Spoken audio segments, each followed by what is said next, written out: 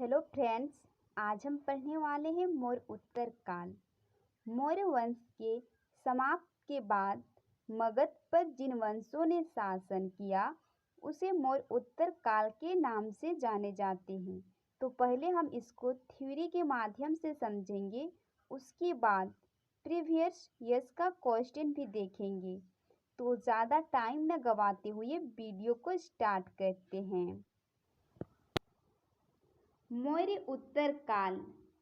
मौर्य साम्राज्य का अंत होने के बाद मगध की राजनीतिक एकता छित्र-भित्र होने लगी।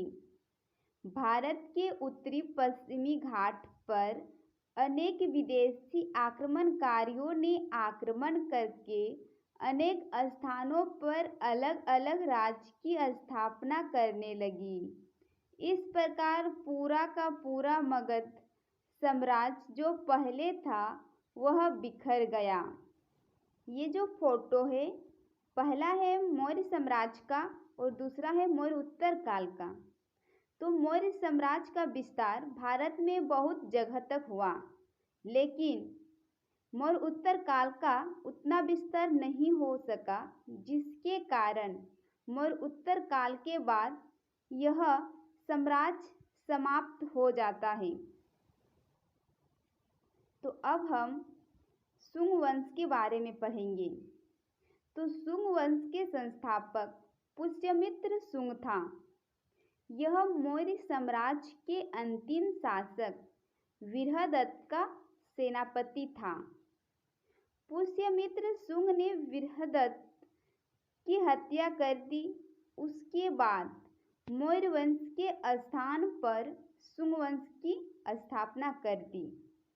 तो मौर्य उत्तर काल के प्रथम संस्थापक कौन थे? तो पुष्यमित्र शुंग। और प्रथम वंश कौन थे? तो शुंग वंश थे मौर्य उत्तर काल के। पुष्यमित्र शुंग ब्राह्मण जाति का था, जिसने मगध पर पहली बार शासन किया। इसने अपनी राजधानी विदिशा को बनाए। पुष्यमित्र शुंग को बौद्धद्रोही कहा जाता था, क्योंकि इसने अपने शासन काल में बहुत सारे स्तूपों को नष्ट करवाया था। पुष्यमित्र शुंग ने अपने जीवन के अंतिम दिनों में बौद्ध धर्म को समझा और कई स्तूपों का पुनर्निर्माण भी करवाया।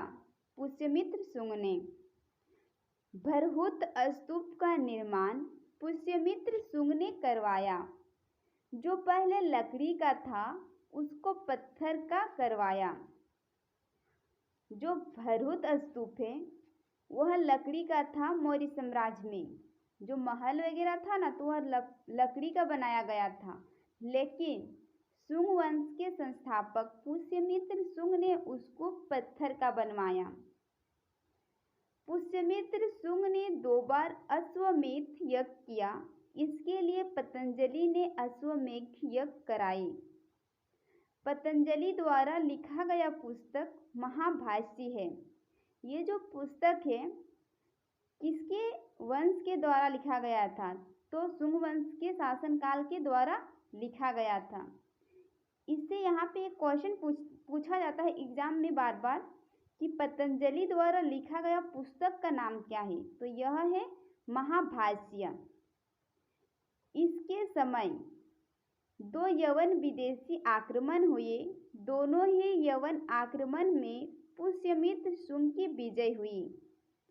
पहला आक्रमण का नेतृत्व डेमेट्रियोस ने किया और दूसरा का आक्रमण का नेतृत्व मिनांडर ने किया। इन दोनों में पुष्यमित्र शुंग का विजय होता है। उसके बाद मिनांडर ने बौद्ध भिक्षु नागसेन से बौद्ध धर्म की दीक्षा ली और बौद्ध धर्म को अपना लिया। पुष्यमित्र शुंग ने कलिंग पर आक्रमण किया, परंतु इस युद्ध में पुष्यमित्र हार जाता है और कलिंग के राजा नरेश खारवेल जीत जाता है। पुष्यमित्र शुंग जो है उसने जब 2 यवन आक्रमण जीत लिए थे, उसके बाद वह सोचने लगे अपने आप कि हम बहुत शक्तिशाली हैं। उसके बाद पुष्यमित्र शुंग ने कलिंग पर आक्रमण कर दिया, लेकिन इस युद्ध में, कलिंग के युद्ध में, पुष्यमित्र शुंग हार जाता है और कलिंग के राजा नरेश खारवेल जीत जाता है। पुष्यमित्र शुंग के मृत्यु के बाद इसका पुत्र अग्निमित्र इसका उत्तराधिकारी बना, लेकिन अग्निमित्र ने उतना कुछ काम नहीं किया था। ठीक है, तो उसके बारे में हमें नहीं पढ़ना है। शुंग वंश के अंतिम शासक देवहूति था। इसके हत्या वासुदेव ने कर दी और शुंग वंश के स्थान पर कण्व वंश की स्थापना कर दी। तो अब पढ़ेंगे कण्व वंश। तो कण्व वंश का विस्तार उतना ज़्यादा नहीं रहा। कण्व वंश का संस्थापक वासुदेव था। कण्व वंश का अंतिम शासक सुशर्मा था। सुशर्मा की हत्या उसके ही मंत्री सिमुक ने कर दी और उसके बाद सातवाहन वंश की स्थापना कर दी। तो कण्व वंश के बाद सातवाहन वंश के बारे में पढ़ेंगे। तो सातवाहन वंश का संस्थापक सिमुक था। इसने अपनी राजधानी प्रतिष्ठान में स्थापित किए। सिमुक की मृत्यु के बाद सातवाहन वंश का शासक सातकर्णी प्रथम बना। सातकर्णी प्रथम सिमुक के बाद सातवाहन वंश का शासक बना। सातवाहन वंश के शासकों द्वारा जारी किए गए सिक्के चांदी, तांबे, सीसा, प्रोटीन और कांसी। तो इसमें जो है सबसे ज़्यादा सिक्के जारी किए गए थे सीसा का। तो यहाँ से हालांकि क्वेश्चन एक बनता है, बहुत बार बना भी है एग्जाम में क्वेश्चन यहाँ से कि सातवाहन शासक के द्वारा सबसे ज़्यादा कौन से सिक्के चलाए गए थे। तो यह आंसर होता सीसा। ब्राह्मणों को भूमि दान देने की प्रथा का आरंभ सातवाहन शासकों ने ही सर्वप्रथम किया था। सातवाहन वंश की राजकीय भाषा प्राकृतिक एवं लिपि ब्राह्मी थी। सातवाहन समाज मातृतात्मक थी। यहाँ नाम के पहले अपने माता का नाम लिखा जाता था, किंतु राजा पुत्र ही होते थे। तो अब हम प्रीवियस ईयर्स का क्वेश्चन करेंगे। तो आगे क्वेश्चन कराने से पहले आपसे निवेदन है कि अगर आप हमारे चैनल में पहली बार आए हैं तो हमारे चैनल को लाइक करें, सब्सक्राइब करें और बेल के आइकन को भी दबाएं और कमेंट में अपना राय ज़रूर दें कि आपके लिए यह वीडियो कितना यूज़फुल है। तो हमारा पहला क्वेश्चन है, शुंग वंश का सबसे महान शासक कौन था। तो यह है option number C, Pushyamitra Shunga Shunga वंश का महान शासक थे। सातवाहन शासकों की राजकीय भाषा क्या थी। तो यह है ऑप्शन नंबर बी, प्राकृतिक। प्राकृतिक राजकीय भाषा थी सातवाहन वंश के।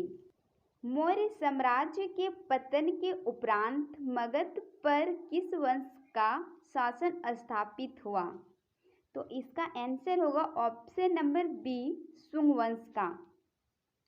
शुंग वंश का स्थापना हुआ मौर्य साम्राज्य के पतन के उपरांत मगध पर।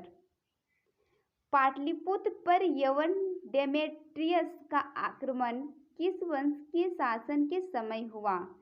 तो यह है ऑप्शन नंबर डी, शुंग वंश के शासन के समय यवन डेमेट्रियस का आक्रमण हुआ पाटलिपुत्र पर। नेक्स्ट क्वेश्चन है, मगध में प्रथम ब्राह्मण साम्राज्य स्थापित किया था। तो यह होगा ऑप्शन नंबर सी, पुष्यमित्र ने ब्राह्मण साम्राज्य का स्थापना किया था। मगध पर शासन करने वाले राजवंशों का सही क्रम बताइए। तो इससे पहले हमने मगध के उत्कर्ष का भी एक वीडियो बनाए थे। उसमें हम इन सातों राजवंशों के बारे में बताए थे और इसका ट्रिक भी बताए थे कि हसनामोशी के साथ। तो हसमुख वंश, शिशुनाग वंश, नंद वंश, मौर्य वंश, शुंग वंश, कर्ण वंश और सातवाहन वंश। तो ट्रिक क्या है? हसनामोशी के साथ। तो इसी के माध्यम से अब हम आंसर देखते हैं। तो देखिए, हसना हर्यक वंश, हसना सना शिशुनाग वंश, ना नंद वंश, मोशी मौर्य वंश, सी शुंग वंश, के कर्ण वंश। तो ऑप्शन नंबर सी इसका राइट आंसर हो जाएगा। अब नेक्स्ट क्वेश्चन करते हैं। बिहार के किस स्थल पर शुंग वंश की कला के उत्कृष्ट नमूने प्राप्त हुए हैं? तो यह होगा ऑप्शन नंबर सी, बोध गया पर। कर्ण वंश का संस्थापक कौन था? तो यह है option number D, Vasudev. Vasudev जो थे यह कर्ण वंश के संस्थापक थे। नेक्स्ट क्वेश्चन देख लेते हैं। किस शुंग शासक ने पाटलिपुत्र में स्थित कुक्कुटराम बिहार को 3 बार नष्ट किया था? तो यह होगा option number C, Pushyamitra Shunga ने। सातवाहनों के समय में सर्वाधिक मुद्रा किस धातु के बने थे? तो यह है ऑप्शन नंबर ए, सीसा के। तो अब हमारा वीडियो यहीं पे समाप्त होता है। कैसा लगा वीडियो कमेंट में ज़रूर बताइएगा।